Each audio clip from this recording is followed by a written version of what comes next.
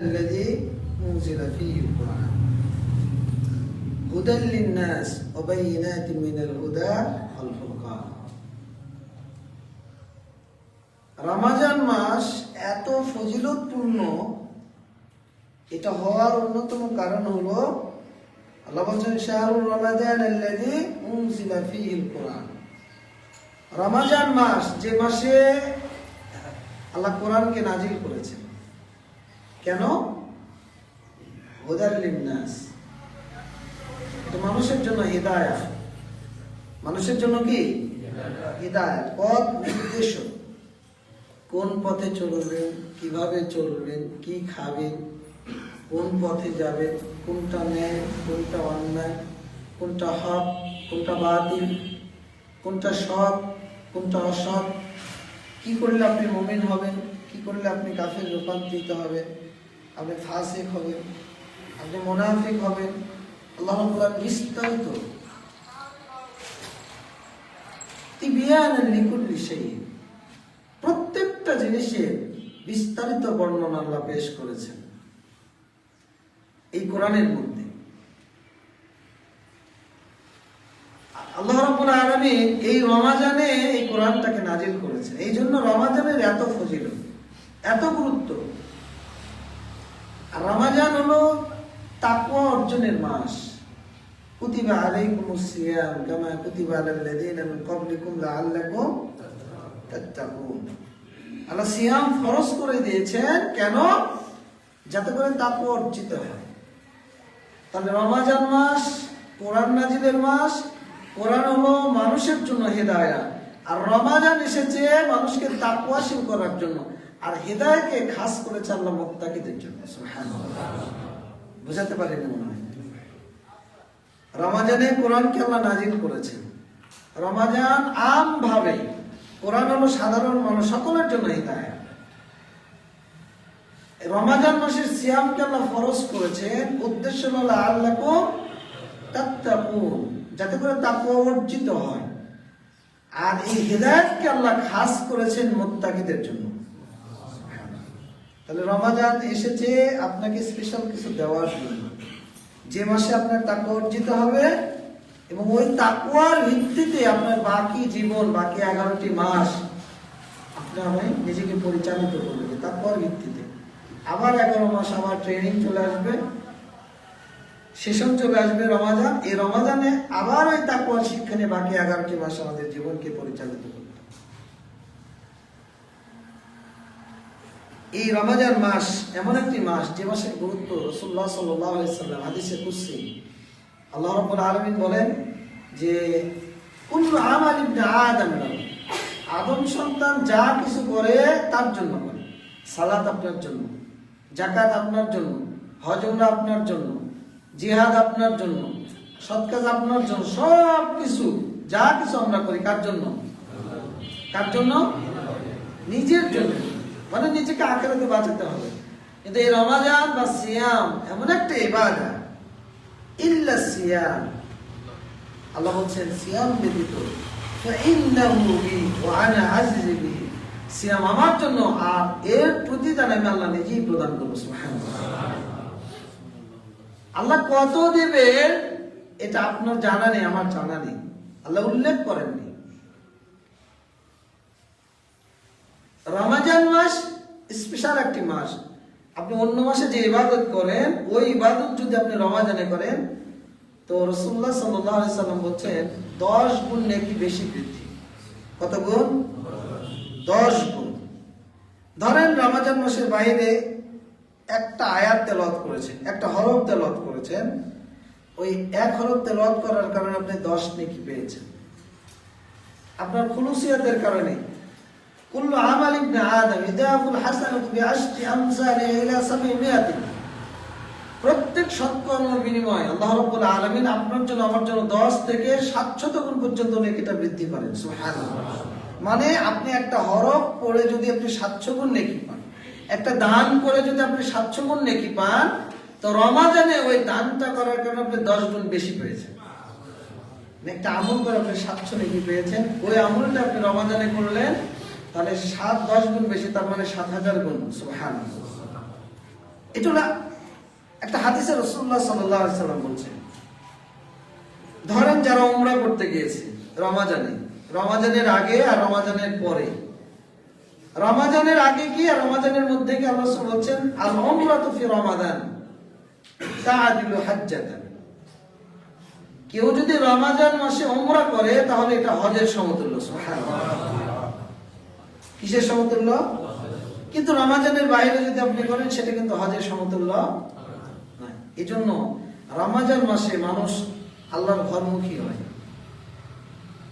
আমরা একটা নিউজ দেখে আসলাম তো আলহামদুলিল্লাহ, প্রায় এই রমাজানে ৩.৫ কোটি মানুষ হারামে ঢুকবে। কত মানুষ? ৩.৫ কোটি মানুষ। সুবহানাল্লাহ। এই যে রমাজানের এই ফজিলতকে শুধু নেওয়ার জন্য, এরপরে ওখানকার ইবাদত তো আছে। 1 রাকাত সালাত পড়লে 1 লক্ষ গুণ, আপনি এখানে পড়লে 1 গুণ, জামাতে পড়লে 27 গুণ, আর আপনি ওখানে একা পড়লে 1 লক্ষ গুণ, আর জামাতে পড়লে 27 লক্ষ গুণ। সুবহানাল্লাহ, চিন্তা করতে পারবেন? 27 লক্ষকে এবার হিসাব করেন আপনার এই লাইফে, এখানকার লাইফে আপনি এই যাবৎ যত নামাজ পড়েছেন সেটাকে হিসাব করেন আর হারামের হিসাব করেন, দেখেন আপনি মিলাতে পারেন কিনা। তো আল্লাহ বলছেন সিয়াম শুধু আমার জন্য, আর এর প্রতিদান আমি আল্লাহ নিজেই প্রদান করব। দেবেন কে? এটা রমাজানের বৈশিষ্ট্য, এটা রমাজানের ফজিলত। আমরা সিয়াম থেকে অনেক সময় আমাদের মুখ থেকে একটা গন্ধ বের হয়, তাই না? আপনার কাছে খারাপ লাগতে পারে, কিন্তু ইসলাম এ রমাজান এই মুখের গন্ধটা আল্লাহর কাছে মিশকে আম্বরের চাইতে অধিক সুগন্ধিময়। রাসূলুল্লাহ সাল্লাল্লাহু আলাইহি ওয়াসাল্লাম বলছেন যে লা খুলুফু ফামিস সাইম, সায়েমের মুখের গন্ধটা হলো আতিয়াবু ইনদাল্লাহ ইয়াউমাল কিয়ামা মিন রিহিল মিস্ক, কিয়ামতের ময়দানে মিশকে আম্বরের চাইতে অধিক উত্তম সুগন্ধি। সুবহানাল্লাহ। এই সিয়াম এমন একটা আপনাকে আনন্দ উপহার দেয়, এই আনন্দটা 2 জায়গায়।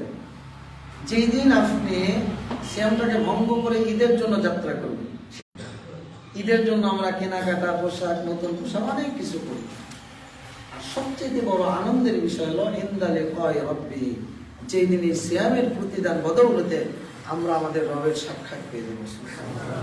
আমরা কি চাই না? আপনারা কি চান? ইনশাআল্লাহ। আল্লাহ তুমি আমাদেরকে কবুল করো। আমিন। আল্লাহ তুমি আমার সাক্ষাৎটা অন্তত আমরা পাই, আল্লাহ তুমি আমাদেরকে কবুল করো। আমিন। পৃথিবীর মানুষের, জান্নাতীদের মানে কি বলবো, সবচেয়ে বড় চাওয়া যেটা, সেটা হলো আল্লাহর দিদার, আল্লাহর সাক্ষাৎ। এই রমাজান আপনাকে সেই জিনিসটাই দেয়।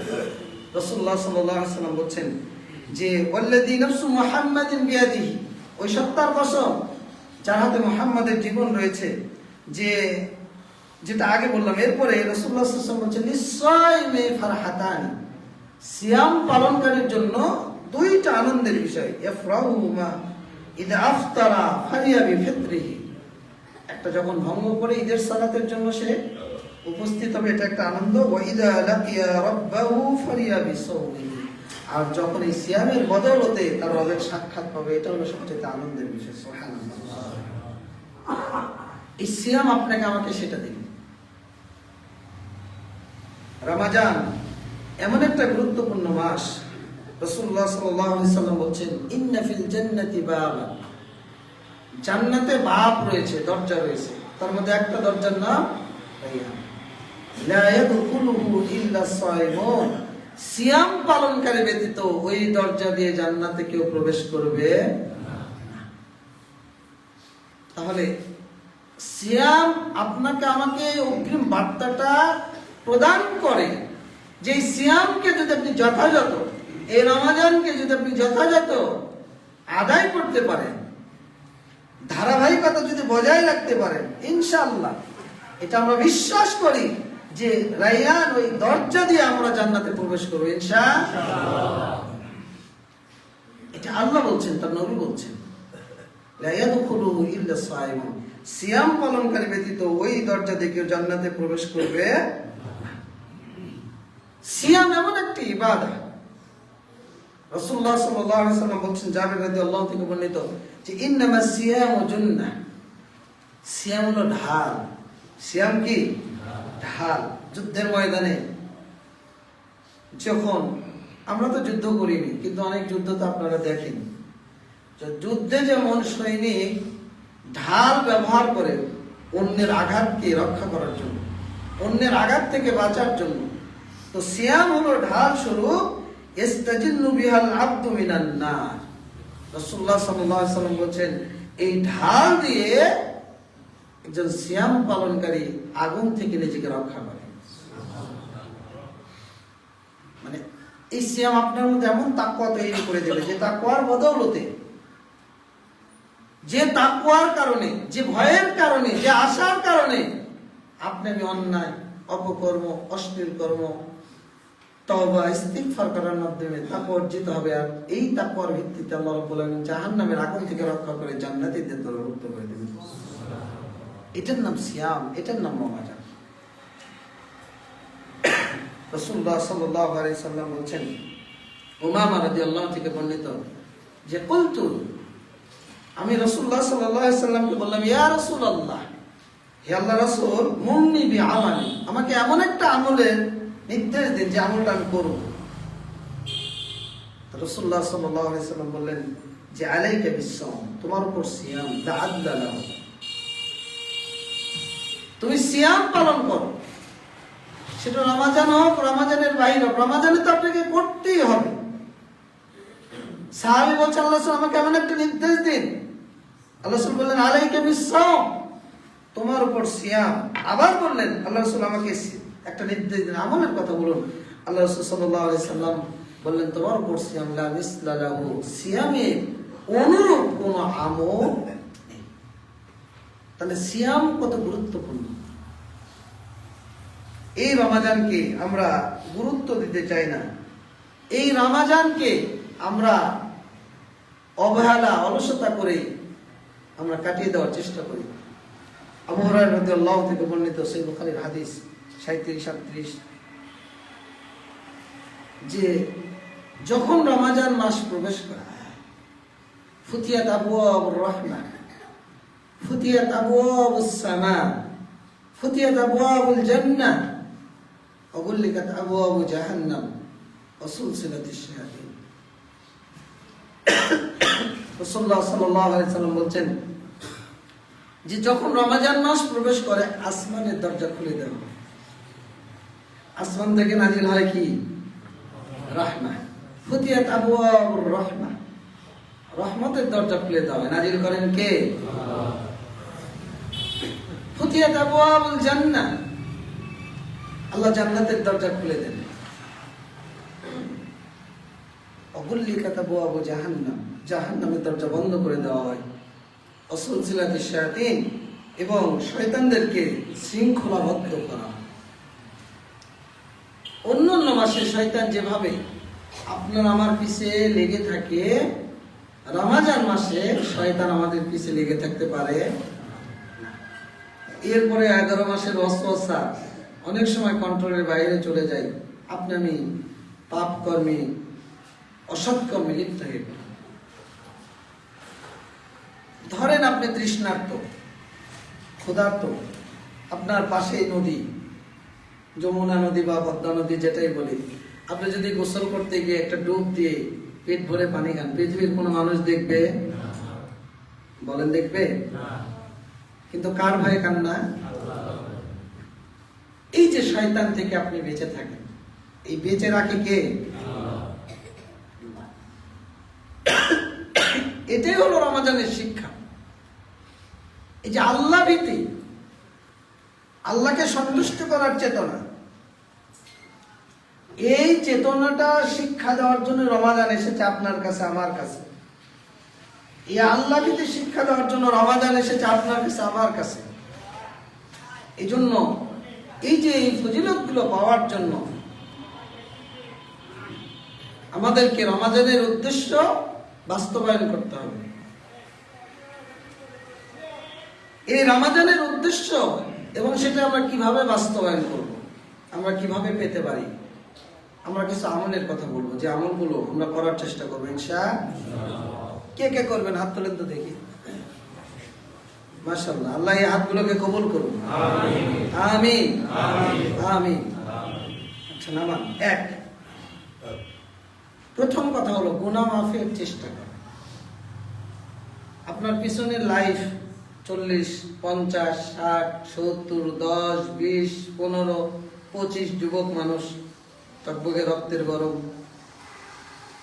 তো জীবনে যত গুনাহ করেছেন, অপরাধ করেছেন, পাপ করেছেন, জেনা করেছেন, ব্যভিচার করেছেন, নেশা খেয়েছেন, মিথ্যা বলেছেন, তহমত দিয়েছেন, অপবাদ দিয়েছেন, চুরি করেছেন, হারাম ভক্ষণ করেছেন, আল্লাহ সব গুনাহকে যদি রবের সামনে হাজির করে আল্লাহকে বলেন যে আল্লাহ জীবনে আর কোনো গুনাহ করব না, চুরি করব না, ডাকাতি করব না, যারা মা বোনরা পর্দাহীন চলেন পর্দার বাইরে যাব না, পর্দার খেলাপ করব না, যারা চগলখুরি করেন, গীবত করেন, কোনোদিন আর গীবত করব না, সব কিছু যদি আল্লাহর সামনে পেশ করে আল্লাহকে বলেন যে আল্লাহ তুমি আমাকে গুনাহ থেকে মাফ করে দাও, বলেন তো আল্লাহ ক্ষমা করবে না করবে? তাহলে আপনার প্রথম ইবাদা হবে রমাদানকে টার্গেট করে গুনাহ থেকে মুক্ত হওয়া। রাসূলুল্লাহ সাল্লাল্লাহু আলাইহি সাল্লাম বলছেন, আল্লাহ রাসূলের সাহাবী, এই যে মেম্বার, আল্লাহ রাসূল সাইদা মানে মেম্বারে পা রাখলেন, তো জিবরিল আমিন বললেন আমিন। দ্বিতীয়বার পা রাখলেন, জিবরিল আমিন বললেন আমিন। তৃতীয় থাকে পা রাখলেন, জিবরিল আমিন বললেন আমিন। তো সাহাবীরা রাসূলুল্লাহ সাল্লাল্লাহু আলাইহি সাল্লামকে জিজ্ঞাসা করলেন যে আল্লাহ রাসূল এমন তো কোনোদিন করেন না, ঘটনা কি? আপনি প্রথমবার বললেন আমিন, দ্বিতীয়বার বললেন আমিন, তৃতীয়বার বললেন আমিন। রাসূলুল্লাহ সাল্লাল্লাহু আলাইহি সাল্লাম বললেন আতানি জিবরিল, জিবরিল আমার কাছে এসেছিল এবং বলেছে ফাকালা ইয়া মুহাম্মদ সাল্লাল্লাহু আলাইহি ওয়াসাল্লাম মান আদরাকা রমাদান ফালাম ইউগফার লাহু ফাআবাদাহু আল্লাহ। কেউ রমাদান মাস পেল কিন্তু তাকে ক্ষমা করা হলো না, কেউ রমাদান মাস পেল তাকে ক্ষমা করা হলো না, আল্লাহ তাকে দূরে সরিয়ে দিলেন। অন্য হাদিসে আসছে রগিমান ফুরজুলিন, ওই ব্যক্তির নাক ধুলোয় ধূসরিত হোক, ওই ব্যক্তি ধ্বংস হোক, ওই ব্যক্তি ধ্বংস হোক যে রমাদান মাস পেল কিন্তু ক্ষমা নিতে পারলো না। সুম্মান সালাকা, অতঃপর রমাদান তার নিকট থেকে বিদায় নিয়ে চলে গেল। তাহলে রমাদান এসেছে আপনাকে আমাকে কি করার জন্য? বলেন কি করার জন্য? ক্ষমা করার জন্য। এরপর রাসূলুল্লাহ সাল্লাল্লাহু আলাইহি সাল্লাম বলছেন যে মান আদরাকা ওয়ালিদাইহি আও আহাদুহুমা, যে ব্যক্তি পিতামাতা উভয়কে অথবা একজনকে পেল কিন্তু পিতামাতার সেবা করে জান্নাত নিতে পারল না, ওই ব্যক্তির ধ্বংস। এবং যে ব্যক্তি নবীর নাম উচ্চারিত হলো কিন্তু নবীর উপর দরুদ পড়লো না, ওই ব্যক্তির জন্য সাল্লাল্লাহু আলাইহি ওয়াসাল্লাম। তাহলে প্রথম রমাদানের টার্গেট আমাদের সেটা হলো আল্লাহর গুনাহ, নিজের গুনাহ থেকে আল্লাহর কাছে পরিত্রাণ চাওয়া, তওবা, তাওবাতুন নাসুহা। আপনি কি মনে করেছেন যে আল্লাহ আমার গুনাহ ক্ষমা করবে না? 99-100 জন মানুষকে হত্যা করেও একজন মানুষকে আল্লাহ ক্ষমা করে দিয়েছে। বনি ইসরায়েলের ঘটনা। একজন ব্যক্তি জীবনে কোনোদিন ভালো আমল করেনি কিন্তু তার মধ্যে আল্লাহ ভীতি জাগ্রত হয়েছে। মরার আগে সন্তানদেরকে বলছে যে তোমরা আমি মারা গেলে আবার লাশটা পুড়িয়ে ছাই করে অর্ধেক মাটিতে ছাগলে অর্ধেক বাতাসে ছড়িয়ে দিও। সন্তানরা তাই করলো। ওই যে আল্লাহর ভয়ে নির্দেশ দিয়েছিল, তা আল্লাহ সাগরকে নির্দেশ দিলেন, বাতাসকে নির্দেশ দিলেন।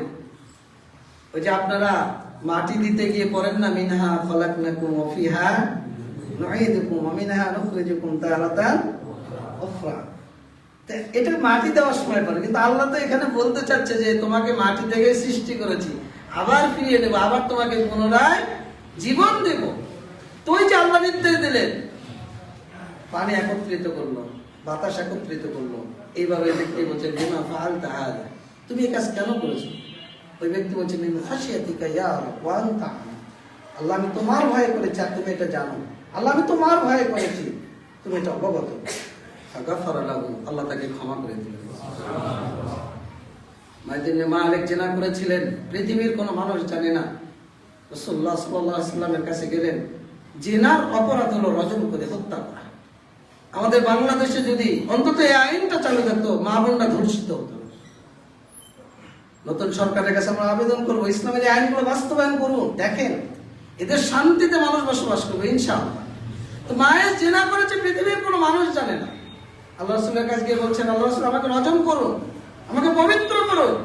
আল্লাহ রাসূল তাড়িয়ে দিলেন, এরজি ফাস্তাগফিরুল্লাহ, তবে নাই ফিরে যাও, তওবা করে ইস্তিগফার করো। একবার, দুইবার, তিনবার, চারবার, চতুর্থবার যখন আসলেন, আল্লাহ রাসূল বলছেন, আবি জুনুব, কি পাগল নাকি মদ খেয়েছে মাথা? সাহাবীরা বলল, আল্লাহ রাসূল মদ খায়নি, মাতাল না, পাগল না। মায়েস কি করেছো বলো? খুলে বললেন, নির্দেশ দিলেন সাহাবীদেরকে পাথর মেরে হত্যা করা হবে। রাসূলুল্লাহ সাল্লাল্লাহু আলাইহি ওয়াসাল্লাম বলছেন, ইস্তাগফিরু লিমাইদ ইবনে মালিক, সাথীরা তোমরা মাইদ ইবনে মালিকের জন্য ইস্তিগফার করো, তওবা করো আল্লাহর কাছে। মাইদ ইবনে মালিক আল্লাহর কাছে এমন তওবা করেছে, লাউ কুসিবাত বাইনা উম্মাতিন লাউ ওয়াসিয়াতহুম, আমার উম্মতের মধ্যে যদি মায়েদের তওবাকে বন্টন করে দেওয়া হয় তাহলে সকলের জন্য তার তওবা যথেষ্ট হয়ে যাবে। তো জেনা করে, হত্যা করে আল্লাহ কি তাদেরকে ক্ষমা করেনি? করেছে। বহু দলিল রয়েছে। তাহলে আমরা যদি আমাদের তওবা ওই রকম মায়েদের মতো, ওই গামিতে মহিলার মতো, ওই বনী ইসরাইলের হত্যাকারী ব্যক্তির মতো, অথবা ওই বনী ইসরাইলের ওই ব্যক্তির মতো যদি আল্লাহর ভয়ে জীবের যত পাপ অপরাধ রয়েছে সবগুলোকে যদি আল্লাহর সামনে পেশ করে আল্লাহর সামনে নত হয়ে বলেন, তো আল্লাহ ক্ষমা করবে না? করবে না? শুধু ক্ষমা করবে না, আল্লাহ আপনার যাবতীয় অপরাধগুলো, পাপগুলোকে, ত্রুটিগুলোকে আল্লাহ নেকি দ্বারা পূর্ণ করে দেবে। যদি আপনি তাওবাতুন নাসুহা করেন, খালেস তওবা, যে আমি ফিরে যাব না, ওই পাপ করবো না, বারবার আপনি আল্লাহর কাছে নত হন, আল্লাহ এই অপরাধ করেছে, আল্লাহ তুমি ছাড়া কেউ নেই। আল্লাহ রাব্বুল আলামিন, ইন্নাল্লাহা হাইয়ুন কারীম ইস্তাহি, আল্লাহ হলেন সবচেয়ে লজ্জাশীল।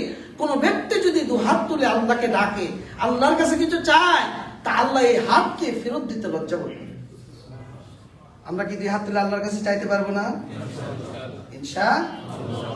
তাহলে প্রথম কাজ হবে তওবা এবং ইস্তিগফার, আমাদের যাবতীয় গুনাহ মাফের জন্য। রাসূলুল্লাহ সাল্লাল্লাহু আলাইহি ওয়াসাল্লাম তো আমাদেরকে জানিয়ে দিয়েছেন, মান সামা রমাদানা ঈমানান ওয়া ইহতিসাবান, মান কামা রমাদান, মান কামা লাইলাতুল কদর, যে ব্যক্তি সিয়াম, কিয়াম, লাইলাতুল কদর ঈমানের সাথে নেকির আশা নিয়ে, গুফিরা লাহু মা তাকাদ্দাম মিন যামবি, পূর্বের যাবতীয় গুনাহ আল্লাহ ক্ষমা করে দিবেন। সিয়াম করে ক্ষমা পেলেন না, কিয়াম রয়েছে, কিয়াম করে ক্ষমা পেলেন না, শেষ দশক লাইলাতুল কদর রয়েছে, আল্লাহ আপনাকে ক্ষমা করবেই। যদি আপনার ইচ্ছা, আপনার অভিলাষ, আপনার আকাঙ্ক্ষা থাকে যে আমি এই রমজানে নিজের যাবতীয় ত্রুটি থেকে নিজেকে মুক্ত করব, ক্ষমা করবেন কে? আল্লাহ এবং তার নবী ঘোষণা দিয়েছেন। এই জন্য রমাদানের প্রথম ইবাদত হবে আপনার যাবতীয় পাপ থেকে নিজেকে তওবা ইস্তিগফার করা। 2, সিয়াম রাখা, কিয়ামুল লাইল আদায় করা, লাইলাতুল কদর ইবাদতে কাটানো। কেন? ওই যে বললাম, মান কামা লাইলাতুল কদরি ঈমানান, মান সামা রমাদানা ঈমানান ওয়া ইহতিসাবান। আপনার সিয়াম যেন ত্রুটি মুক্ত হয়। রাতে যখন আপনি সালাতে দাঁড়ান, প্রয়োজনে দিনের বেলা একটু ঘুমিয়ে নিন, কিন্তু কিয়ামটাকে আদায় করুন যথাযথভাবে, এবং ইমামের সাথে এটা আদায় করার চেষ্টা করুন। কেন? রাসূলুল্লাহ সাল্লাল্লাহু আলাইহি ওয়াসাল্লাম বলেন, ইন্নাহু মান কামা মা'আল ইমামি হাত্তা ইয়ানসারিফা কুতিবা লাহু কিয়ামু লাইলাতিন। কেউ যদি ইমামের সাথে পূর্ণ কিয়াম আদায় করে, তারাবির সালাত আদায় করে, তাহলে সারা রাত ইবাদত করে যত নেকি পাবে ওই ব্যক্তি তত নেকি পাবে। সুবহানাল্লাহ। তাহলে প্রয়োজনে দিনের বেলা রেস্ট করেন, কিন্তু রাতের কিয়ামটাকে পরিত্যাগ করবেন না। এটা আল্লাহ রাসূলের আমল ছিল। রাসূলুল্লাহ সাল্লাল্লাহু আলাইহি সাল্লাম রমজানের শেষের দিকে সাহাবীদেরকে নিয়ে তিনি জামাতবদ্ধভাবে সালাত করেছেন। আল্লাহ রাসূলের পরে সাহাবীরা আবু বকর রাদিয়াল্লাহু আনহু, ওমর রাদিয়াল্লাহু আনহু তাদের খেলাফতের সময় জামাতকে প্রতিষ্ঠিত করেছেন। সাহাবীদের পরে তাবেঈরা, সালাফগণ তারা জামাতবদ্ধভাবে কিয়ামুল লাইল আদায় করেছেন। আপনারও উচিত এই কিয়ামুল লাইলকে মিস না করা, এই সুযোগ আপনি কখনোই পাবেন না রমাজান ছাড়া। রমাজান ছাড়া এই সুযোগ আপনি পাবেন না। এরপরে তৃতীয় নম্বর যে বিষয় সেটা হলো বেশি বেশি কোরআন তেলাওয়াত করা। রাসূলুল্লাহ সাল্লাল্লাহু আলাইহি সাল্লাম বলছেন, ইকরাউল কোরআন, তোমরা কোরআন তেলাওয়াত করো। কেন? এই কোরআন কিয়ামতের ময়দানে শাফিআল লিআসহাবিহি, যে ব্যক্তি তেলাওয়াত করে তার জন্য সুপারিশকারী হিসেবে উপস্থিত হবে। কি করবে? সুপারিশ করবে। এই সিয়াম, রমাজান হলো সিয়াম কিয়াম তেলাওয়াতের মাস। রাসূলুল্লাহ সাল্লাল্লাহু আলাইহি সাল্লাম বলছেন, আসিয়াম ওয়াল কুরআন ইয়াশফাআন লিল আবদি, কোরআন এবং সিয়াম বান্দার জন্য আল্লাহর কাছে সুপারিশ করবে। ইয়াকুলু সিয়াম ইন্নী মানাতু তাআম বিন-নাহার, সিয়াম বলবে আল্লাহ দিনের বেলা আমি পানাহা খাদ্য থেকে বিরত রেখেছি, ফাশাফিনি। কোরআন বলবে ইন্নী মানাতু নাওম বিল-লাইল, আল্লাহ রাত্রিতে এই ব্যক্তিকে আমি ঘুমাতে দেইনি, জেগে জেগে আমাকে তেলাওয়াত করেছে, ফাশাফিনি, আল্লাহ তুমি আমার সুপারিশ গ্রহণ করো। রাসূলুল্লাহ সাল্লাল্লাহু আলাইহি ওয়াসাল্লাম বলেন, ফাইশফাআনি, সেই দিন এই কোরআন এবং সিয়ামের সুপারিশকে কবুল করা হবে। আজকে আপনার ব্যস্ততা সম্পদ, আজকে আপনার ব্যস্ততা চাকরি, আজকে আপনার ব্যস্ততা ব্যবসা, আজকে আপনার ব্যস্ততা রাজনীতি, আজকে আপনার ব্যস্ততা আপনার পরিবার। মনে রাখবেন, আপনার স্ত্রী, আপনার সন্তান ওই দিন পাশে দাঁড়াবে না। আপনার ব্যবসায়িক নেতা, ব্যবসা, টাকা পয়সা আপনার পাশে দাঁড়াবে না। আপনার রাজনৈতিক নেতা আপনার পাশে দাঁড়াবে না। আপনার অন্তরঙ্গ বন্ধু, যার জন্য জীবনটাকে একবারে শেষ করেছেন, যে রাজনীতির জন্য আপনি জীবনটাকে একবারে তেনা করে দিয়েছেন, এই রাজনীতি, এই ব্যবসা, এই অর্থনীতি, এই পরিবার, সেই কিয়ামতের ময়দানে আপনার পাশে দাঁড়াবে না।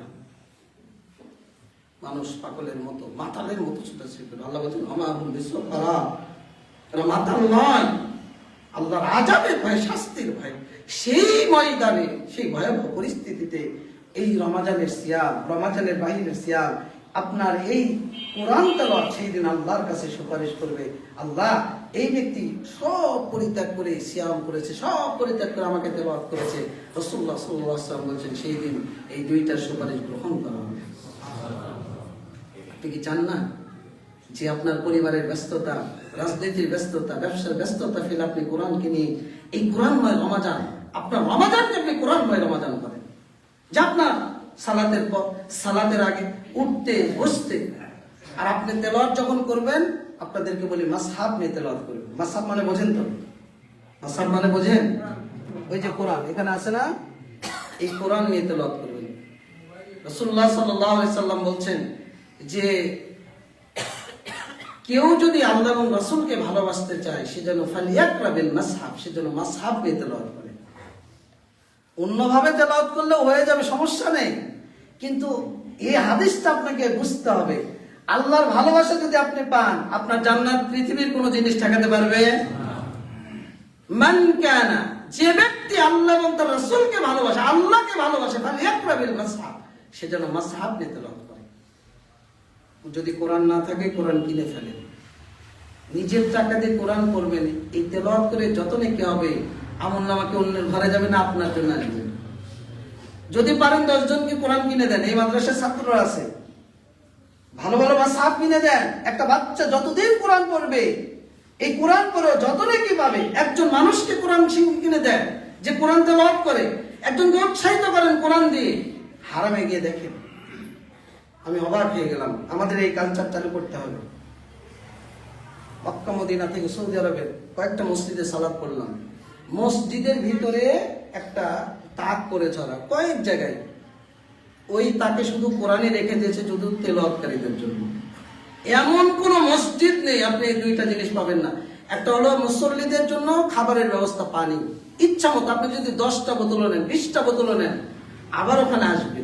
ফ্রিজ রেখেছে শুধু এই মুসল্লিদের সুবিধার জন্য, যে তারা পানি পান করবে, তারা তেলাওয়াত করবে। দোয়া কি এমনি আসে মন থেকে? আমরা কি এই কালচার চালু করতে পারি না? ইনশাআল্লাহ। মসজিদে পানি রাখবেন, সিয়াম পালনকারী পানি করে আপনার জন্য দোয়া করুন। মসজিদে কোরআনের ডেস্ক করেন, কোরআন রাখেন, মানুষ তেলাওয়াত করুন। এটা আমাদের করতে হবে, এই কালচার চালু করতে হবে। কোনো জায়গায় যখন যাবেন ভালো জিনিস দেখলে সেটা গ্রহণ করবেন এবং সেটা বাস্তবায়ন করার চেষ্টা করুন। আল্লাহ আমাদেরকে বাস্তবায়ন করার তৌফিক দান করুন। 4 নম্বর বিষয়, বেশি বেশি দান সাদকা করুন। সহিহ বুখারীর 6 নম্বর হাদিস, ইবনে আব্বাস রাদিয়াল্লাহু আনহু থেকে বর্ণিত, তিনি বলছেন যে কানা রাসূলুল্লাহ সাল্লাল্লাহু আলাইহি সাল্লাম আজওয়াদান নাস, আল্লাহ রাসূল সাল্লাল্লাহু আলাইহি সাল্লাম সবচেয়ে দানশীল ব্যক্তি ছিলেন। দানশীলতা কাকে বলে জানেন? আল্লাহ রাসূল দানের কথা বললেন, আবু বকর রাদিয়াল্লাহু আনহু তিনি আল্লাহর পথে দান করার জন্য উপস্থিত হলেন। ওমর রাদিয়াল্লাহু আনহু দান করার জন্য উপস্থিত হলেন। ওসমান রাদিয়াল্লাহু আনহু দান করার জন্য উপস্থিত হলেন। আব্দুর রহমান ইবনে আউফ রাদিয়াল্লাহু আনহু দান করার জন্য উপস্থিত হলেন। রাসূলুল্লাহ সাল্লাল্লাহু আলাইহি সাল্লাম আবু বকর রাদিয়াল্লাহু আনহুকে জিজ্ঞেস করলেন, আবু বকর তুমি বাড়িতে কি রেখে এসেছো? আবু বকর রাদিয়াল্লাহু আনহু উত্তর দিলেন, আল্লাহ এবং তার রাসূলকে আমি রেখে এসেছি। তার মানে আবু বকরের যা ছিল তিনি আল্লাহর জন্য দিয়ে দিয়েছেন। ওমর রাদিয়াল্লাহু আনহু মনে মনে পরিকল্পনা করেছেন আজকে আবু বকরের সামনে চলে যাব। ওমরকে জিজ্ঞেস করলেন, ওমর তুমি কি রেখে এসেছো বাড়িতে? ওমর বলছে, আল্লাহ রাসূল আমি অর্ধেকটা রেখে অর্ধেকটা আল্লাহর জন্য নিয়ে আসছি। ওমর আবু বকরের দান দেখে তিনি বললেন যে আজও আমি আবু বকরের উপরে বিজয়ী হতে পারলাম। ওসমান কত দান করেছেন। আব্দুর রহমান ইবনে আউফ একজন সাহাবী, দিনমজুর, খেজুরের বাগানে কাজ করে। তো যেটা তিনি পেয়েছেন অল্প পরিমাণে 1 সা বা 2 সা খেজুর, ইতস্ততা বোধ করছেন যে এত এত দান আবু বকর সব দিয়েছে, ওমর তার অর্ধেক দিয়েছে, ওসমান কত দিয়েছে, আর এতটুকু এত দানের উপর আমি কি করে দেব, ইতস্ততা বোধ করছে। রাসূলুল্লাহ সাল্লাল্লাহু আলাইহি সাল্লাম এটা অনুভব করলেন, তিনি তার ওই দানটিকে নিয়ে সব দানের উপর তিনি ঢেলে দিলেন। সাহাবীদের দানশীলতা কেমন ছিল? আর ইবনে আব্বাস বলছেন আজওয়াদান নাস, আর আল্লাহ রাসূল সাল্লাল্লাহু আলাইহি সাল্লাম ছিলেন সবচেয়ে বেশি দানশীল, মানে তাদেরও তুলনায়। আর রমজান যখন আসতো রাসূলুল্লাহ সাল্লাল্লাহু আলাইহি সাল্লাম কানা আজওয়াদা বিল খাইরি মিন রিহিল মুরসালা। আব্দুল্লাহ ইবনে আব্বাস রাদিয়াল্লাহু আনহু বলেন যে প্রবাহিত বাতাস যত গতিতে যায় তার চাইতে অধিক গতিতে তিনি দান করতেন। সুবহানাল্লাহ। কিসের আশায় বলেন তো? কিসের আশায়? জান্নাতের। কিসের আশায়? জান্নাতের আশায়। কিছুই মনে করতেন না তারা। আবু দাহদা রাদিয়াল্লাহু আনহু দেখেন জান্নাতের নেশা তাদের মধ্যে কেমন ছিল। দুনিয়ার মায়া, সম্পদ এগুলো তারা চিন্তাই করতেন না। আল্লাহ রাসূল সাল্লাল্লাহু আলাইহি সাল্লামের যুগে একজন এতিম বালক ছিল। তো এতিম বালকের খেজুরের বাগান, তো পাশের আরেকটা বাগানের মালিকের একটা খেজুর গাছ ঢুকে গিয়েছে। তো প্রাচীর দেবে, নিজের বাগানটাকে আলাদা করবে। তো গিয়ে বলছে, চাচা বাগান একটা খেজুরের গাছ যদি আমাকে দিয়ে দিতেন আমার বাগানটা আমি আলাদা করতাম। তো ব্যক্তি অস্বীকৃতি জ্ঞাপন করলো, দিতে রাজি হলো না। আল্লাহ রাসূল সাল্লাল্লাহু আলাইহি সাল্লামের কাছে অভিযোগ করলেন যে আল্লাহ রাসূল এই ঘটনা। আল্লাহ রাসূল তাকে ডাকলেন, বললেন যে তুমি দিয়ে দাও। সে রাসূলের কথাও অমান্য করলো, দিল না। মুসনাদ আহমদের হাদিস। তো রাসূলুল্লাহ সাল্লাল্লাহু আলাইহি সাল্লাম সাহাবীদেরকে বলছেন যে তোমরা জান্নাতে একটা খেজুর গাছের বিনিময়ে কে আছে এই বালকটার জন্য সহযোগিতা করবে? আবু দাহদা রাদিয়াল্লাহু আনহু একজন সাহাবী। আল্লাহ রাসূল শুধু বলেনি যে ওই ব্যক্তি জান্নাতে থাকবে, শুধু বলেছে জান্নাতে আল্লাহ তার জন্য খেজুরের গাছের ব্যবস্থা করবে। ওই ব্যক্তি চলে গেছে, ওই ব্যক্তির কাছে গিয়ে বলছে, ইতিহাস বলছে যে আবু দাহদার বাগান ছিল মদিনার সবচেয়ে দামি বাগান। এত সুমিষ্ট পানি আল্লাহ রাসূল এই বাগানে গিয়ে তিনি পানি পান করতেন। তো ওই ব্যক্তির কাছে গিয়ে বলছে, শুধু বাগানই না, ওই বাগানের মধ্যে তার এক বিশাল প্রাসাদ ছিল যেখানে তিনি পরিবার নিয়ে অবস্থান করতেন। ওই ব্যক্তিকে গিয়ে বলছে, তুমি আমার পুরা বাগান, পুরা প্রাসাদটা নিয়ে নাও, তুমি আমাকে শুধু একটা খেজুরের গাছ দাও। ওই মুফাসসিরগণ বলছেন পরে যে ওই ব্যক্তি মুনাফিক ছিল, ও রাজি হয়ে গেল যে এত সম্পদ একটা খেজুরের গাছ দিয়ে দিল। আবু দাহদা রাদিয়াল্লাহু আনহু রাসূলুল্লাহ সাল্লাল্লাহু আলাইহি ওয়াসাল্লামের কাছে এসে বলছেন, আল্লাহ রাসূল আপনি গাছটা এতে বালককে দিয়ে দিলেন। বলার সাথে সাথে আল্লাহ রাসূল বলছেন, আল্লাহ যে জান্নাতে আবু দাহাদার জন্য কত থোকা থোকা খেজুরের ব্যবস্থা করবেন, জান্নাতে আল্লাহ আবু দাহাদার জন্য যে কত থোকা থোকা খেজুরের ব্যবস্থা করবেন, জান্নাতে আল্লাহ আবু দাহাদার জন্য যে কত থোকা থোকা খেজুরের ব্যবস্থা করবেন। আবু দাহাদা রাদিয়াল্লাহু আনহু বাগানে প্রবেশ করে প্রাসাদে প্রবেশ করলেন না, স্ত্রীকে ডাকছেন, ইয়া উম্মে দাহদা, হে দাহদার মা, উখরিজি ফাইন্নী কদ বিতু বিনাখলাতিন ফিল জান্নাহ। আমি আমার পুরো প্রাসাদ, পুরো বাগানটা জান্নাতে একটা খেজুর গাছের বিনিময়ে আমি বিক্রি করে দিয়েছি। বলার সঙ্গে সঙ্গে স্ত্রী বলছেন, রাবহাল ভাই, রাবহাল ভাই, রাবহাল। সফল ব্যবসা, সফল ব্যবসা, সফল ব্যবসা। এটা ছিল তাদের দান, শুধু জান্নাতের আশায়। কিসের আশায়? ওই যে ওমর রাদিয়াল্লাহু আনহু, আবু বকর রাদিয়াল্লাহু আনহু সব দান করলেন। আবু বকর, আল্লাহ শুধু বলেছেন যে যে ব্যক্তি যুদ্ধের মানে প্রস্তুতির জন্য যারা দান করবে সে আমার জান্নাতের সাথে হবে, সে আমার জান্নাতে আমার সাথে থাকবে। শুধু এই একটা কথা আবু বকর তার সব সম্পদ আল্লাহর পথে দিয়ে দিয়েছিল। সুবহানাল্লাহ। তাহলে আপনার আমার দানশীলতা কেমন হওয়া উচিত? রমাজান আসলে আল্লাহ রাসূল আরো অধিক দান করতেন। মিন রিহিল মুরসালা, প্রবাহিত বায়ু যত গতিতে যায় তার চেয়ে বেশি গতিতে আল্লাহ রাসূল দান করতেন। আপনার পকেট বন্দি থাকবে কেন? এই যে আমি অনেকদিন পরে মসজিদে আসলাম, মসজিদের চতুর্দিকে মনে হচ্ছে জং ধরে গেছে। আপনার বাড়িটা হলে তো আপনি এমন করতেন না। এই রমাজানে হয়তো মুসল্লিদের জায়গা হবে না, মাদ্রাসা হয়েছে, মহিলাদের জায়গা হবে কিনা জানি না, 3 তলার কাজ তো করা দরকার। মান বানা লিল্লাহি বাইতান বানাল্লাহু বাইতান ফিল জান্নাহ। আল্লাহ রাসূল বলছেন যে কেউ যদি আল্লাহর জন্য ঘর নির্মাণ করে, জান্নাতে আল্লাহ তার জন্য ঘর নির্মাণ করবেন। সুবহানাল্লাহ। একটা হাদিস আপনাদেরকে বলি, আমরা বাড়ি করি তাই না? আমাদের বাড়িতে কিন্তু কোনো নেকি নাই, এটা আপনারা জানেন কিনা? ইসলাম বলেছে প্রশস্ত বাড়ি করো। প্রশস্ত বাড়ি আপনি করতে পারেন পর্দার জন্য, ইবাদতের জন্য। একটা রুম আপনার, আর একটা রুম আপনার পরিবারের সন্তানদের, 3য় রুমটা কার জানেন? মেহমানের। আর 4র্থ রুম কার জন্য জানেন?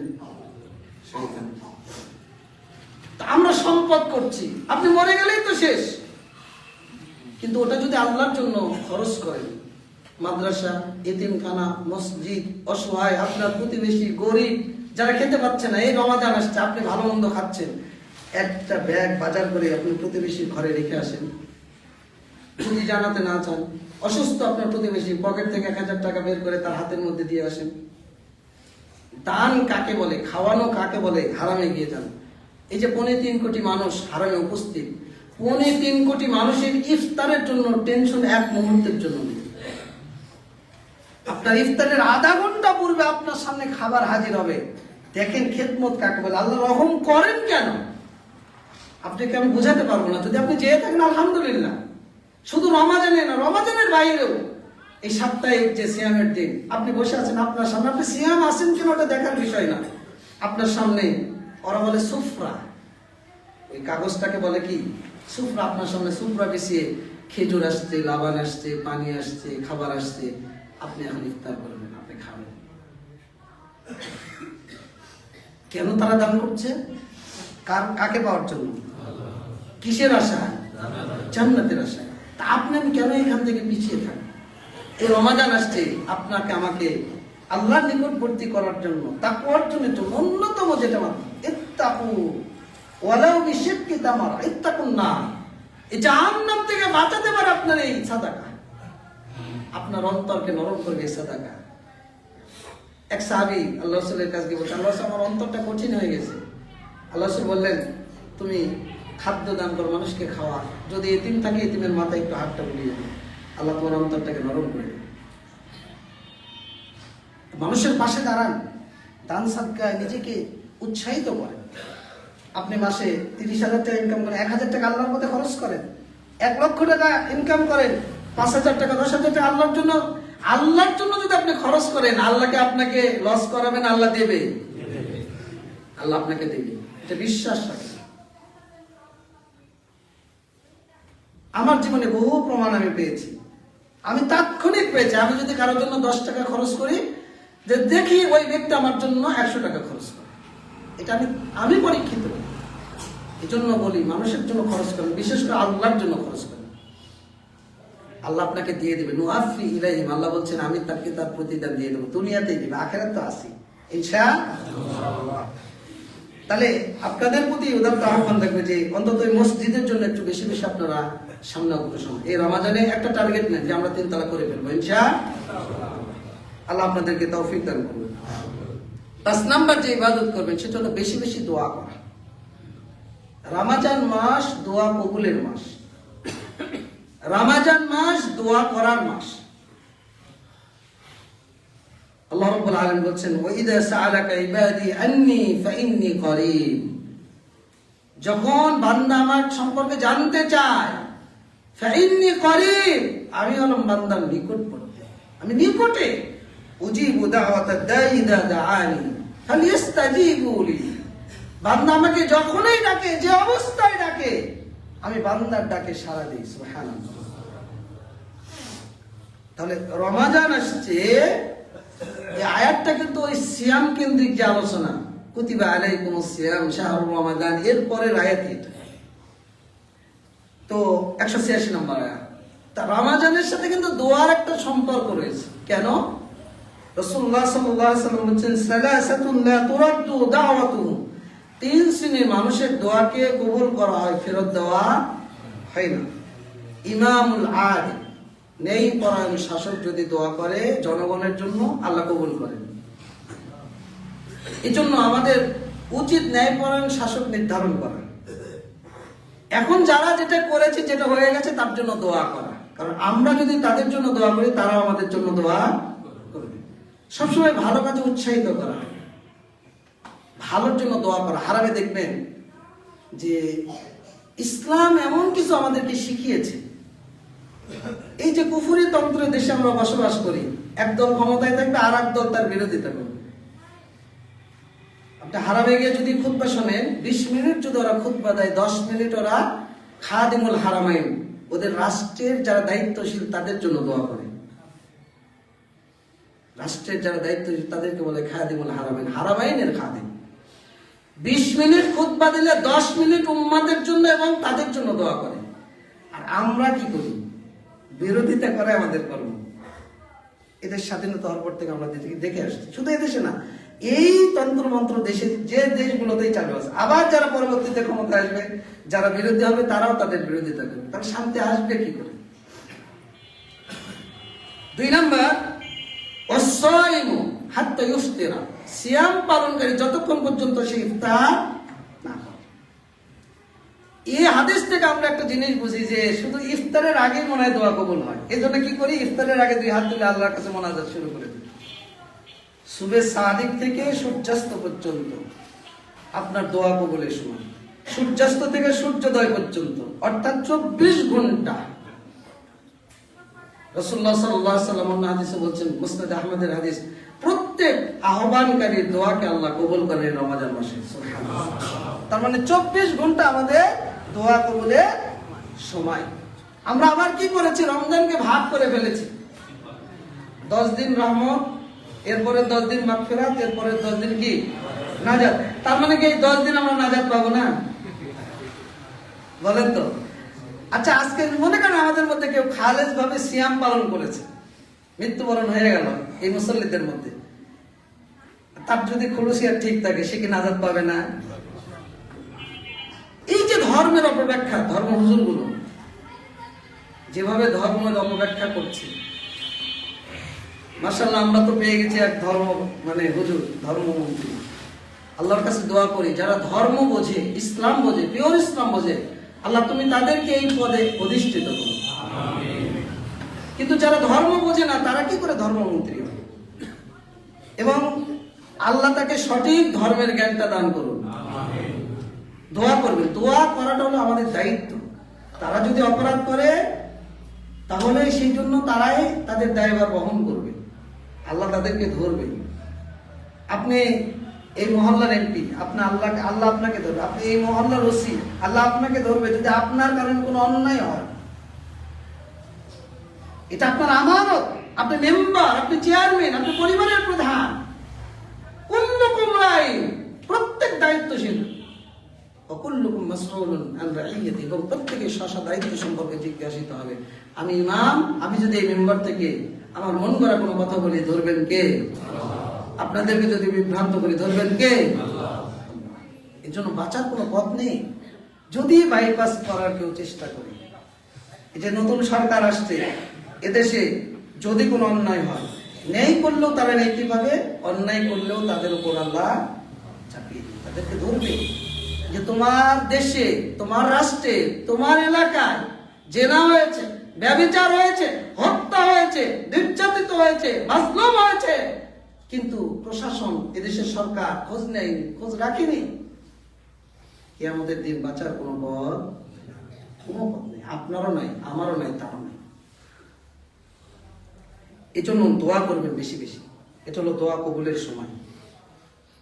সারাদিন একটু রেস্ট করে, বিশেষ করে সাহারির 1 ঘন্টা আগে উঠবেন, তাহাজ্জুদ পড়বেন বা কিয়ামুল লাইল আদায় করবেন বা নফল সালাত আদায় করে আল্লাহর কাছে চুপিসারে অন্ধকার রজনীতে 2 চোখের পানিটা একটু ফেলবেন। যে চোখের পানি রবের ভয়ে কাঁদে, ওই চোখ জাহান্নামের আগুনে। আল্লাহর জন্য একটু কাঁদতে পারি না আমরা, দোয়া করতে পারি না? নিজের জন্য, নিজের পরিবারের জন্য, নিজের বাবার জন্য, নিজের মায়ের জন্য, যে বাপ মা আপনাদেরকে এত সম্পদ দিয়ে রেখেছে, এত সুন্দরভাবে স্নেহ দিয়ে ভালোবাসা দিয়ে, আল্লাহকে একটু ডেকে বলেন,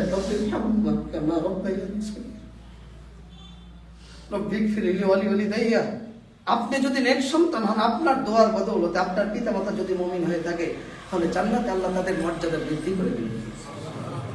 পিতা মাতা অবাক হয়ে যাবে, আল্লাহ এত মর্যাদার কাজ তো করেনি। তখন বলা হবে, তুমি দুনিয়াতে নেক সন্তান রেখে এসেছিলে, তোমার সন্তান তোমার জন্য দোয়া করেছিল, এই জন্য আমি আল্লাহ তোমাদের মর্যাদা বৃদ্ধি করব। নিজের সন্তানের জন্য দোয়া করুন, নিজের জন্য, নিজের দেশের জন্য দোয়া করুন।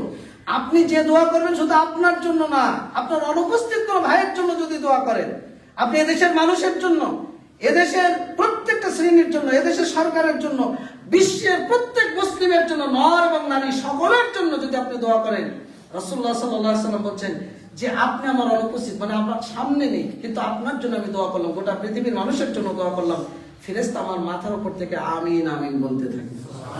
মানে আপনি বিলিয়ন বিলিয়ন কোটি কোটি নর নারী মুসলিমের জন্য যদি আপনি দোয়া করেন, ওই দোয়াটা ফেরেশতা বলে আমিন তোমার জন্য অনুরূপ। সুবহানাল্লাহ। তাহলে দোয়া করবেন না করবেন না? সবার জন্য করবেন।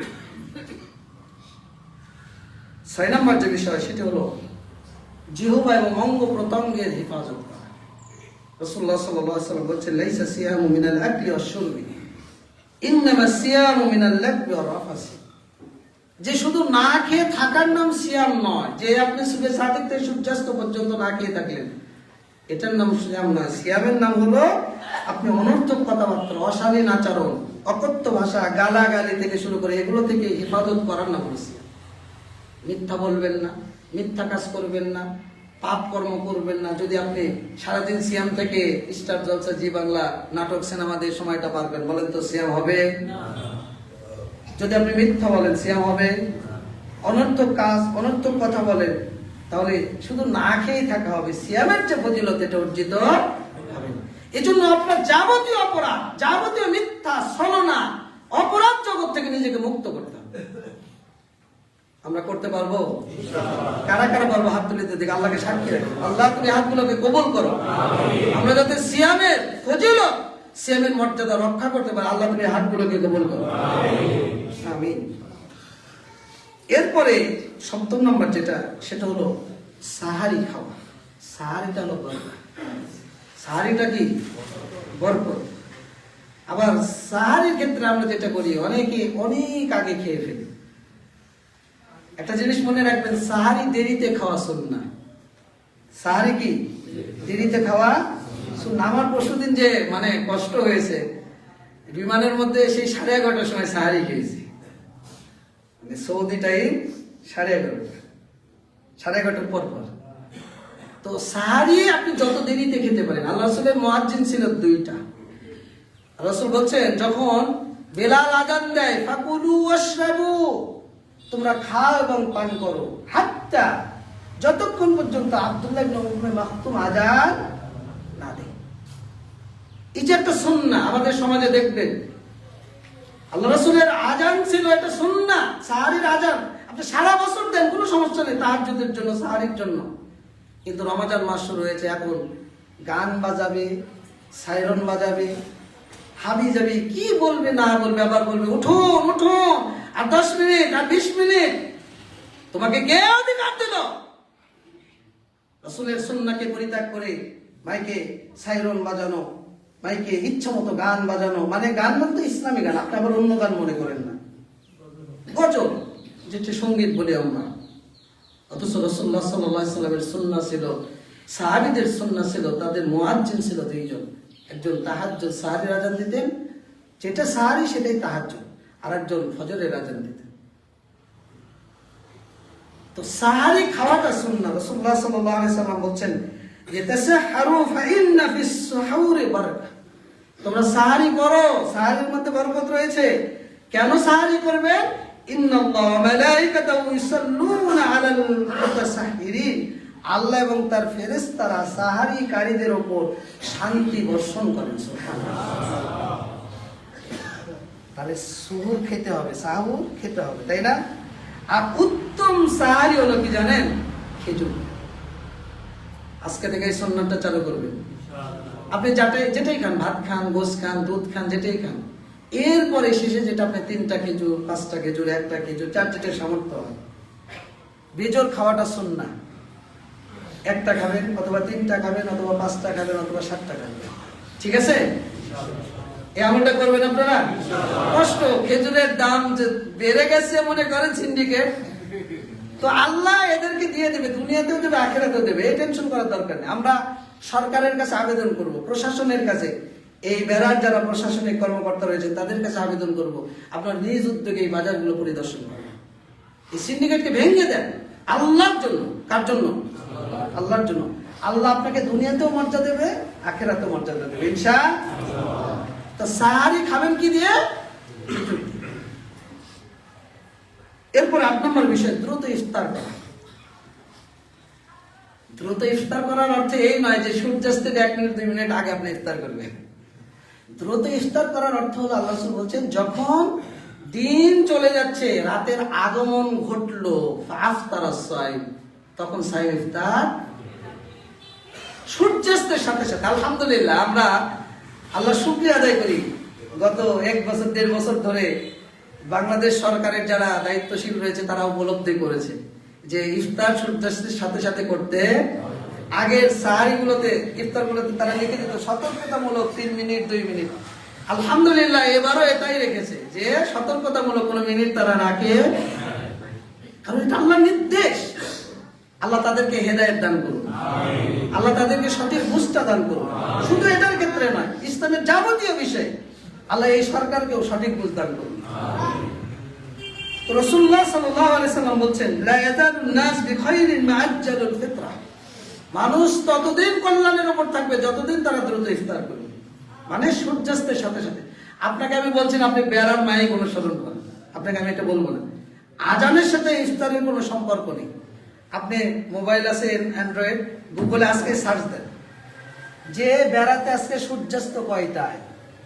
এটা কি কোনো সালাফিদের তৈরি করা? গোটা পৃথিবীকে যারা নিয়ন্ত্রণ করে তারাই গুগলকে যারা নিয়ন্ত্রণ। আপনি গুগলে সার্চ দেন যদি আজকে 6টা 20-এ, 6টা 5-এ, 6টা 3-এ, তাহলে আপনি 6টা 3-এ ইফতার করেন। পৃথিবীর যেখানে আপনি যান, গুগলে সার্চ দেন রাজশাহী আজকে সূর্যাস্ত কয়টায়, আপনাকে যে কয়টা দেখাবো আপনি সে কয়টাতে ইফতার করেন। এটাই হলো আজ্জালুল ফিতরা, মানুষ দ্রুত ইফতার করে ততদিন কল্যাণের পর থাকে। আপনি কেন 2 মিনিট যোগ করলেন? আরে 2 মিনিট কেন, 30 সেকেন্ড আগেও যদি আপনি করেন আপনি সিয়াম ভঙ্গ হয়ে যাবে। আবার যদি আপনি 30 সেকেন্ড পরে করেন তাহলে আপনি শরীয়তকে মানলেন না। আর যে ব্যক্তি শরীয়তকে মানে না তার ঈমান থাকবে? রাসূলুল্লাহ সাল্লাল্লাহু আলাইহি ওয়াসাল্লাম বলেছেন, লা তাজাল উম্মতি আলা সুন্নতি মা লাম তানতাজিল বিফিত্রিহা নুজুম, আমার উম্মত ততক্ষণ পর্যন্ত কল্যাণের উপর থাকবে যতক্ষণ পর্যন্ত তারা সিয়াম ভঙ্গের জন্য ওই যে নক্ষত্রের আশা করবে না। 2 মিনিট 3 মিনিট সতর্কতামূলক একটু দেরি করে অসম্ভব। আপনাদেরকে আমি বলবো, এই বিভ্রান্তিতে পতিত হবে, মনে থাকবে এটা সুন্নাহ, আপনার ইবাদতের সাথে সম্পৃক্ত। এটা মানুষের মন গড়া বিধান নয় যে আপনি আপনার ইচ্ছা মতো করলেন। এই ইফতার আপনি কি দিয়ে করবেন? খেজুর। কি দিয়ে করবেন? আপনাদেরকে সবাইকে বলবো খেজুর কিনবেন, অবশ্যই কিনবেন। অন্তত 2টা সুন্নাত পালন করবেন, যত কঠিন হোক। গোস একদিন কম খান। এই মাসে মনে করেন সিদ্ধান্ত নিয়েছেন 5 দিন গোস খাবো, 5 দিনের পরিবর্তে 2 দিন খান, সমস্যা নেই। কিন্তু সুন্নাটা মানে খেজুর কিনবেন। যেটা সামর্থ্য আছে আপনার সেটাই করেন। রাসূলুল্লাহ সাল্লাল্লাহু আলাইহি ওয়াসাল্লাম কানা রাসূলুল্লাহ সাল্লাল্লাহু আলাইহি ওয়াসাল্লাম ইফতিরু ক্বাবলা আইয়ুসাল্লি আলা রুতাবাতি। আল্লাহ রাসূল সাল্লাল্লাহু আলাইহি ওয়াসাল্লাম সালাত আদায়ের পূর্বে তাজা খেজুর দিয়ে ইফতার করতেন। যদি তাজা খেজুর না পেতেন তাহলে শুকনা খেজুর দিয়ে ইফতার করতেন। যদি শুকনা খেজুরও না পেতেন তাহলে তিনি পানি দিয়ে ইফতার করতেন। এবং বিসমিল্লাহ বলবেন। কি বলবেন? বিসমিল্লাহ বলে ইফতার করবেন। ইফতারের শেষে কি বলবেন? আলহামদুলিল্লাহ। অথবা এর সাথে যাহাবাদ দামাউ আফতালাতিল উরুকু ওয়া সাবাতাল আজরু ইনশাআল্লাহ। এর বাইরে অন্য কোনো দোয়া পড়বে না। যে দোয়াটা আছে সমাজে প্রচলিত, ওই দোয়ার কোনো সহি সনদ নেই। এরপর অনেকে কিন্তু সিয়ামের নিয়ত করেন, না হয়তো কি আনাসুমা গাদান গাদান। তো এটা কিন্তু রাসূল এবং সহি সুন্নাহ দোয়া, সহি সুন্নাহর কোনো দোয়া না। অতএব যেটা রাসূলের পদ্ধতি না সেটা কখনো করার চেষ্টা করবেন না। 10 নম্বর যে বিষয়টা সেটা হলো সায়েমকে ইফতার করানো। আমি 1 মিনিট আজকে বেশি নিয়ে নেব। সায়েমকে কি করানো? ইফতার করানো। বেড়ার মধ্যে এই কালচারটা মনে হচ্ছে বেশি না কম আমি জানি না। কম, তাই না? যদি কম হয় তাহলে এই রমজান থেকে চালু করেন। রাসূলুল্লাহ সাল্লাল্লাহু আলাইহি ওয়াসাল্লাম বলেন মান ফাত্তারা সাইমান কানা লাহু মিসলু আজরিহি গায়রা আন্নাহু লা ইয়ানকুসু মিন। কেউ যদি কোনো ইফতার করে সায়েমকারীকে, আমি সিয়াম আপনি সিয়াম, আপনাকে আমি ইফতার করালাম, আপনি সিয়াম থেকে সারা দিনে যত নেকি পাবেন আমি ইফতার করার কারণে সমপরিমাণ নেকি পেয়ে যাব। হারামে 3 কোটি পরে 3 কোটি মানুষকে কি এমনি ইফতার করায়? শুধু হারামের লোকজন করে এমন না, কিন্তু ওখানে কি করে জানেন? যারা যায়, কেউ 1 প্যাকেট খেজুর নিয়ে চলে গেল, কেউ পানি নিয়ে চলে গেল। আপনি ওখানকার খেদমত দেখলে অবাক হয়ে যাবেন। এমনকি টিস্যু পেপার, টিস্যু, এই টিস্যু দিয়েও সহযোগিতা করছে। আপনার কিছুই নেই, ওখানে তাকে কোরআন আছে, এইভাবে কোরআন নিয়ে বলছে কোরআন পড়বেন কিনা, কোরআন বিলি করছে। সুবহানাল্লাহ। একজন বৃদ্ধকে দেখলাম, উনি ওই মশকে করে জমজমের পানি নিয়ে এসছে আর মানুষকে হারামের মধ্যে জমজমের পানি খাওয়াচ্ছে। মানে যে যেভাবে পারছে, যে যেভাবে পারছে। আলহামদুলিল্লাহ, আমাদের দেশের কিছু ইসলামী সংগঠনের কিছু মানুষের সাথে কথা হলো, তাদের এই কাজটা আমার ভালো লেগেছে। যে তাদের একটা গ্রুপ আছে, বেতনভুক্ত একটা লোক আছে, ওই লোককে দিয়ে তারা মানুষকে গাওয়া, খেজুর, চা, কফি তারা খাওয়াচ্ছে। এগুলো ভালো কাজ, এগুলোকে আমরা উৎসাহিত করি, এগুলো করবে। আপনার সামর্থ্য থাকলে টাকা পাঠিয়ে দিন, যে ভাই আমার জন্য হারামে 1000 টাকার খেজুর কিনে বিলি করে দাও, 5000 টাকার খেজুর কিনে বিলি করে দাও, 5000 টাকার ফল কিনে বিলি করে দাও। মানে মানুষ যে কত খুশি হবে। আমি আমার জন্য বলছি না, আমি একটা মানে জিনিস শেয়ার করি। আমি যাওয়ার সময় দেশ থেকে কিছু দেশীয় ফল নিয়ে গেছিলাম, তো পেয়ারা নিয়ে গেছিলাম, টাটকা পেয়ারা। তা হারামে আমি যখন পেয়ারাটা দিচ্ছিলাম, একজন আমেরিকান একজন ব্রিটিশ, তো ব্রিটিশ এই ফলটা থেকে আশ্চর্য হয়ে গেছে। আমি বললাম যে গোয়াভা, বাংলাদেশি ফল। মানে ও এত আনন্দিত হয়েছে যেটা আমি ভাষায় প্রকাশ করতে পারবো না। এই যে কেউ যদি সন্তুষ্ট হয়, ওই ফলটা খেয়ে যদি দোয়া করে, একটা পানি খেয়ে যদি দোয়া করে, আল্লাহুম্মা বারিক লাহুম ফীমা রাযাকতাহুম ওয়াগফির লাহুম ওয়ারহামহুম, এই 4টা জিনিস যদি হারামে কবুল হয়ে যায়, তাহলে আপনার আর কিছু লাগবে? কিছু লাগবে। একজন মেহমানকে আপনি এখানে খাওয়ালেন, ওই দোয়াটা করলো, আপনার জন্য এই দোয়াটা যদি সিয়াম পালনকে দোয়া আল্লাহ কবুল করেন, আর কিছু লাগবে? আমরা তো খালি কেড়ে নেওয়া শিখেছি। চাঁদাবাজরা আছে না, খালি কেড়ে নেওয়া শিখেছে। আরে কেড়ে নেওয়া না, মানুষকে দেওয়া শিখে। চাঁদাবাজি বন্ধ করতে হবে, সজাগ হন সবাই। মানুষের উপর জুলুম করা যাবে না, জালেম হওয়ার চেষ্টা করেন না, মাজলুম হন, মাজলুম। আর আমার কাছে কেড়ে নিয়েছে, নে, আখিরাতে দেবে কে? কিন্তু কারো কাছ থেকে কেড়ে নেওয়ার চেষ্টা করেন না। বিপদ আপনার, দুনিয়াতেও লাঞ্ছিত হবে, আখিরাতেও হবে। লাঞ্ছিত হয়েছে না, পালিয়ে গেছে, আপনাকেও পালাতে হবে, আমাকেও পালাতে হবে যদি মানুষের উপর জুলুম করি। আল্লাহ আমাদেরকে হেফাজত করুন। এজন্য সায়েমকে ইফতার করানোর চেষ্টা করবেন ইনশাআল্লাহ, এবং শেষ দশকে ইতিকাফ করার চেষ্টা করবেন। ইতিকাফ মানে 10 দিন আপনি আল্লাহর কাছে বন্দী হয়ে গেলেন। দুনিয়ার সব চিন্তা চেতনা আপনি 20 দিনের মধ্যে কভার করেন। আরবে রমাজান আসলে দাম কমে যায় জিনিসের, সরকার থেকে নির্দেশনা জারি করে, 1 টাকার জিনিস আটে না, 2 টাকার জিনিস 1 টাকা, নির্দেশ চলে আসে। আর আমাদের দেশের এত সৎ ব্যবসায়ী 10 টাকার লেবুটার দাম হয় 30 টাকা। আল্লাহ এদেরকে হেদায়েত দান করুন। যদি হেদায়েত কপালে না থাকে আল্লাহ ধ্বংস করে দেন।